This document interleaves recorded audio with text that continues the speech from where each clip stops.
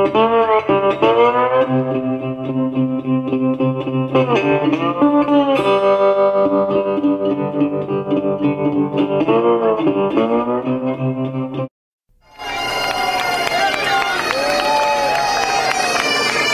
freedom is at stake. People want freedom. They want to be able to hunt. Liberty is the word.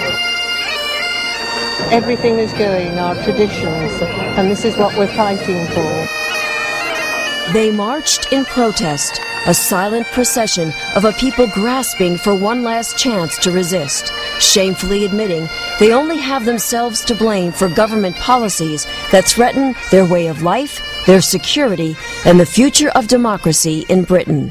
We've been very apathetic for years, and now we're paying the price for it. It's a disgrace, really. And we've seen these fundamental liberties eroded in the last 20-odd years in England, all sorts of legislation that should never have appeared. Sportsmen and shooters fooled by politicians into thinking that England's age-old tradition of fox hunting would never be targeted or banned. Now realizing, perhaps too little too late, that their traditions are no more secure than their freedoms. This isn't about banning fox hunting. This is about the liberty of the individual to choose for him or herself what they do. A future that's in doubt, and the largest peaceful protest in British history to try to change that has got many asking, where were these voices 6 years ago when there was an outright ban on handguns and pistol shooters were forced to surrender their firearms, confiscated by the government to be destroyed? We hear people saying the proposed ban on fox hunting is the thin end of the wedge. I am a pistol shooter. As far as I'm concerned, we've already swallowed the wedge. And where does it go next? Liberties that have already been sacrificed for the politicians' false promise of a safer society. Gun bans that, as predicted, have simply backfired. We've seen about a 40% increase in firearms crime since the ban was introduced. That is not a success in my book. We need to be armed, you know, we're not safe any longer. Everything is changing. It's very simple. The authorities have no way of controlling criminals, so they control the law-abiding, because we're an easy target. And now, some members of Parliament are questioning the government's anti-gun agenda, an agenda that has, without a doubt, failed. The use of weapons in crime has risen dramatically.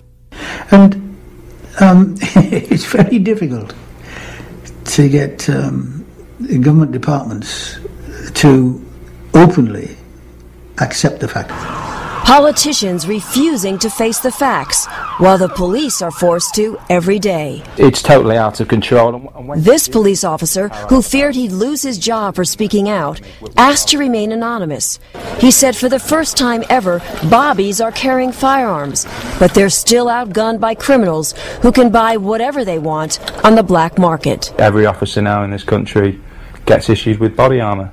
When I joined the police service back in the 80s, we didn't have any of this. We had a wooden truncheon and a set of chain link handcuffs.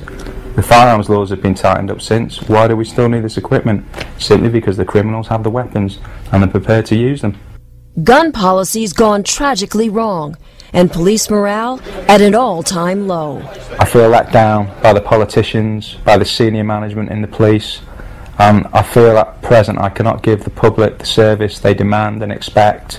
And as this officer made very clear, it's a law built on a lie. The politicians, basically, they have misled the public. They said, if we ban handguns, the country's going to be a safer place. They ban the handguns, the country is not a safer place. Why are British people not to be trusted? And I think that says a lot about the government. Citizens left defenseless, now victims of the very laws passed to protect them, and asking how many more Tony Martins will there be. Martin, a Norfolk farmer, was forced to protect himself when no one else would. Not the police, and not the British justice system. What happened at this farmhouse owned by Tony Martin 4 years ago has struck a real nerve, not only in this country, but internationally. 2 men broke into Tony Martin's house. Both of them were shot. One of them was killed. And the man who fired that gun, Tony Martin, was initially sentenced to life in prison for murder. But many people think Tony Martin should never have spent 1 day in jail. They say He was just an innocent man protecting himself and his property. Tony should not be in a jail, not for what he did. He was perfectly within his rights, in my view, to look after his own property and his own life. My thoughts is that I would do exactly the same, put in the same situation. I would not hesitate to do exactly the same. I personally believe that, you know, if you're in your own house and people come in, then they should expect whatever they get. Everybody around was saying the same thing. You must have a right to defend yourself. It has gone too far, swung so far in favour of the criminal. Criminals like those in Tony Martin's case, who were no strangers to the law. 16-year-old Fred Barris, who was killed, already had 29 convictions. And 30-year-old Brendan Fearon had 34 convictions and had been in prison for burglary. He was sentenced to 3 years for trying to break into Tony Martin's home. But after only serving 18 months, he's free while Tony Martin remains in jail. And he's now threatening to sue Martin using taxpayers' dollars. The system is on the side of the criminal, not on the side of the victim. Go and rob somebody and then sue them because they've damaged you. It's absurd. The injustice of a justice system.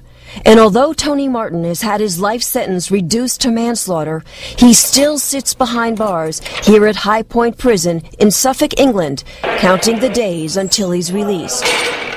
I was the first reporter from the United States allowed to visit with Tony since he's been in prison.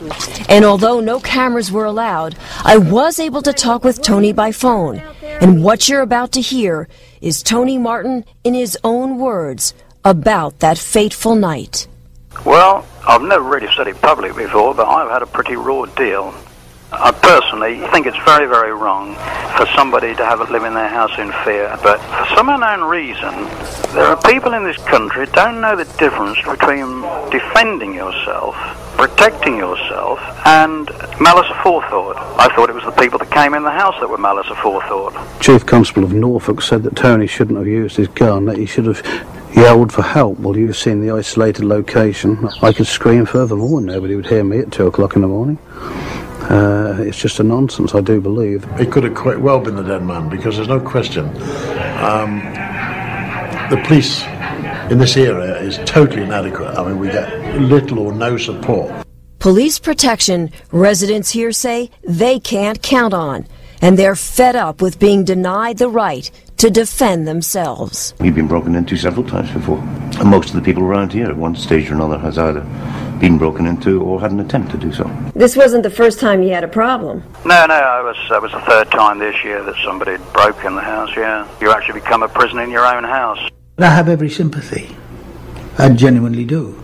But I can't say that the law shouldn't be what the law was. What I can say now is that because of that, we ought to review that particular law. I think the Americans have a saying about it's better to be judged by 12 than carried by 6. Tony Martin tried that venture. He was judged. He is in prison. The story is not yet finished. And neither is the story of a struggle to reclaim rights these honest citizens have already lost. Costly mistakes of trusting in a government that has left them unprotected. Their message to gun owners in America is simple. It will happen to you if you let it. Jolly well could, and they ought to realise that. If they saw what we're seeing in this country, then they'll fight for it. But if you don't do anything, you will lose your liberties, and make the effort. Don't be apathetic. Get out there and fight. Learn from our experience and don't give an inch. Your constitution matters, your freedom matters. The Pericles said it way before me. Freedom is only for those who have the guts to defend it.